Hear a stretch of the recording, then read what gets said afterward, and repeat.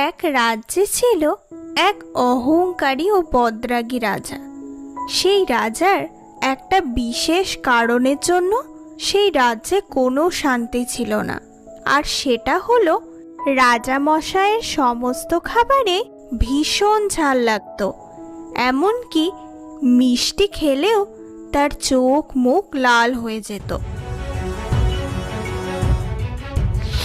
আমার ঝাল চলে গেল। এত ঝাল কেউ দেয়? কে কোথায় আছো? এখন পাচককে ডেকে নিয়ে এসো। ঝালে রাজামশাই তো রেগে একেবারে আগুন। তুমি রান্নায় এত ঝাল দিয়েছো যে মুখে চলে যাচ্ছে না, এমনকি মিষ্টিগুলোতেও ঝাল। কিন্তু মহারাজ, মিষ্টিগুলোতে তো আমরা ঝাল দিইনি। কি? তাহলে তুমি কি বলতে চাইছো? আমি মিথ্যে কথা বলছি? না মহারাজ, আমি সে কথা বলতে চাইনি। সেনাপতি, এই পাচক ও তার সহকারীদের এক্ষুনি এই রাজমহল থেকে বিতাড়িত করো। যথাজ্ঞা মহারাজ। মহারাজের আদেশে পাচক ও তার সহকারীদের রাজমহল থেকে তাড়িয়ে দেওয়া হলো। রানীমা, মহারাজ যে আবার পাচকদের তাড়িয়ে দিলেন। হ্যাঁ বিমলা, এই নিয়ে মহারাজ যে কতবার পাচকদের তাড়ালেন।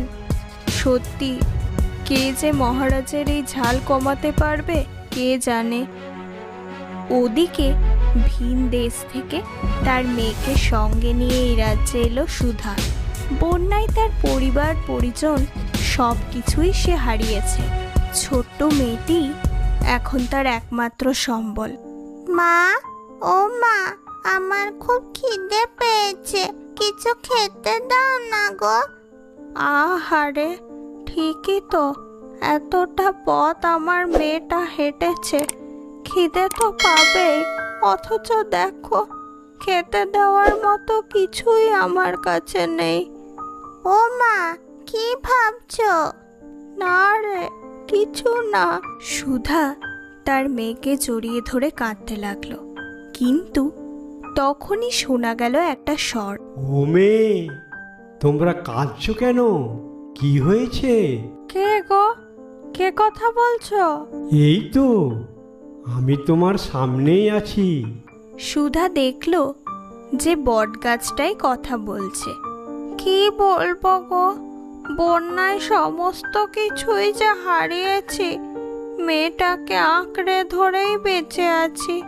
ওর যে খুব খিদে পেয়েছে গো, অথচ দেখো সেটুকু আমি দিতে পারছি না। ঠিক আছে, তুমি বরং এক কাজ করো, সামনেই রাজবাড়ি, সেখানে যাও, দেখবে তুমি কাজ পাবে ও তোমার সন্তানের খিদেও মিটবে। আর দেরি করো না, যাও। বটগাছটার কথা মতো সুধা তার মেয়েকে নিয়ে এলো রাজবাড়ির সদর দরজায়। রানীর আদেশে তাদেরকে অন্দরমহলে নিয়ে যাওয়া হলো। প্রণাম রানীমা। কি ব্যাপার, তোমরা কারা? রানীমা, আমি সুধা, আর এ আমার মেয়ে সুচি। আমরা ভিন দেশ থেকে এসেছি। আসলে সুধা সমস্ত ঘটনা এক এক করে মহারানীকে শোনালো। তাই রানীমা, আপনি যদি কোনো কাজ দেন তাহলে খুব উপকার হবে আমাদের। আচ্ছা, তুমি ভালো রান্না করতে পারো? হ্যাঁ রানীমা, আগে দেশে যখন ছিলাম তখন কত মানুষকে রান্না করে খাইয়েছি। ঠিক আছে, আমি তোমাকে রান্নার দায়িত্বে নিযুক্ত করলাম। আজ থেকে তোমরা এখানেই থাকবে ও সবার জন্য রান্না করবে। কিন্তু মনে রেখো, মহারাজের খাবারে কোনো মতেই যেন ঝাল না হয়, না হলে তিনি কিন্তু খুব রেগে যাবেন। ঠিক আছে রানীমা। মহারানী সুধাকে রাঁধুনি বউ হিসেবে রেখে দিলেন। রন্ধনশালায় সুধা খুব যত্ন করে ও নিপুণতার সঙ্গে বিনা ঝালে খাবার তৈরি করলো। কিন্তু মহারাজ যখন খেতে গেলেন অমনি ওনার মুখে ঝাল লেগে গেল। আবার ঝাল? খালি আমার খাবারে ইচ্ছা করে ঝাল মেশাচ্ছ নাকি, যাতে আমি না খেতে পারি? মহারাজের তিক্ত কথা শুনে সুধার মনে খুব কষ্ট হলো। বিশ্বাস করুন রানীমা, আমি রান্নায় কোনো ঝাল দিইনি। আপনাদের কোনো ক্ষতি আমি চাই না। আমি জানি সুধা, মহারাজের সমস্ত খাবারে যে ঝাল অনুভব হচ্ছে, এর পেছনে একটা বিশেষ কারণ আছে। কী কারণ রানীমা? আসলে মহারাজ প্রথম থেকেই খুবই খাদ্যরসিক, কিন্তু একদিন খাবারে প্রচণ্ড পরিমাণ ঝাল হওয়ার কারণে তিনি সমস্ত লঙ্কা গুঁড়ো ফেলে দিতে বলেন। এই সমস্ত লঙ্কা গুঁড়ো এক্ষুনি ফেলে দিয়ে এসো। যথা আজ্ঞা মহারাজ। সেই সমস্ত লঙ্কা গুঁড়ো প্রহরীরা একটা বটগাছের সামনে গর্ত করে পুঁতে দেয়। তখন থেকেই মহারাজ সমস্ত খাবারেই ভীষণ ঝাল অনুভব করেন, এমনকি বেশি বেশি চিনি দিয়ে রান্না করলেও। আপনি চিন্তা করবেন না রানীমা, দেখবেন নিশ্চয়ই একটা উপায় বের হবে। সুধা রানীমাকে আশ্বস্ত করল। দেখতে দেখতে বেলা গড়িয়ে বিকেল হলো। সে হাঁটতে হাঁটতে বটগাছের কাছে উপস্থিত হলো। কি হয়েছে মেয়ে, তুমি এখানে? কিছু কি দরকার? হ্যাঁ গো বটবৃক্ষ, তোমাকে একটা প্রশ্ন করার ছিল।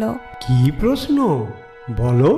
বটবৃক্ষ, কয়েক বছর আগে রাজামশাইয়ের আদেশে কোনো এক বটগাছের সামনে গর্ত করে অনেক লঙ্কা গুঁড়ো ঢেলে দেওয়ায় উনি খাবারে সব সময় ঝাল অনুভব করছেন, ঠিক করে কিছুই খেতে পারছেন না। এসব ঘটছে কেন তুমি কি জানো? হ্যাঁ, আমি জানি। তুমি যে বট গাছের কথা বলছো সেটা আমি। কয়েক বছর আগে আমার গোড়াতেই একটি চারা গাছ জন্ম নেয়, কিন্তু প্রহরীরা অতিমাত্রায় লঙ্কা গুঁড়ো পুঁতে দেওয়ার ফলে তৎক্ষণাৎ চারা গাছটি মারা যায়। আর তখনই আমি রেগে গিয়ে অভিশাপ দিই, যার আদেশে আমার চারা গাছের আজ এই হাল হলো। এবার থেকে সে যাই খাবে তাতেই ঝাল লাগবে। তাই মনে হয় রাজামশাই সমস্ত খাবারেই ঝাল অনুভব করছেন। ও, একটা উপায় আছে। মহারাজ যদি স্বয়ং আমার কাছে এসে ক্ষমা চান তাহলে আমি ওনাকে ক্ষমা করে দেব। ঠিক আছে বটবৃক্ষ। সুধা এ কথা বলে চলে গেল। পরের দিন বটবৃক্ষের কথা মতো সে মহারাজ মহারানীকে সেখানে নিয়ে এলো। অবশেষে মহারাজ তার সমস্ত ভুল বুঝতে পেরে বটগাছটির কাছে ক্ষমা চাইলেন। ফলস্বরূপ এরপর থেকে ওনার সমস্ত খাবারে ঝাল লাগা বন্ধ হয়ে গেল ও তিনি স্বাভাবিকভাবে খাবার খেতে লাগলেন।